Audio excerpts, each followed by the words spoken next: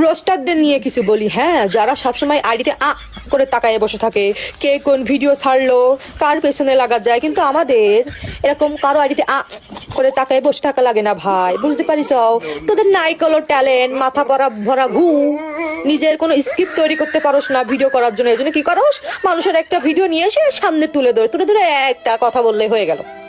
তোরা পারো শুধু সারা জীবন মানুষের নামে সমালোচনা করতে, তাই ব্যতীত কোনো যোগ্যতা নাই।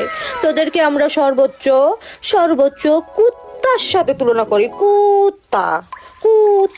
কিরে লিঙ্গ সারা সিংহ, নোটের বাচ্চা, একদম ঠাপাইতে অনলাইন ছাড়া করে দিব, ঠিক আছে?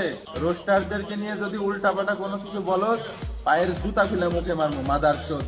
তোর তো জামাই থাকার সত্ত্বেও তুই তো বেটাগো মতন মনে কর যে অনলাইনের ভিতরে আইসা উল্টাপাল্টা ভিডিও বানাস। আরে তোর জামাই কি পারে না? হ্যাঁ, তোর জামাই কি তোরা ঠিক রাখতে পারে না?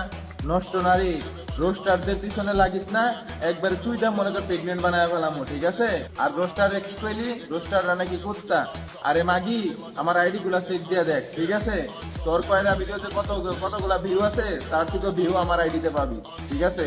আর রোস্টারদেরকে নিয়ে যদি উল্টাপাল্টা মন্তব্য করো, ঠাপাইতে তোরা অনলাইন ছাড়া করবো। আর আমার রোস্টার ভাই বোনেরা যারা আছো, সবাই এই ভিডিওর যেন প্রতিবাদ আমি পাই, ঠিক আছে?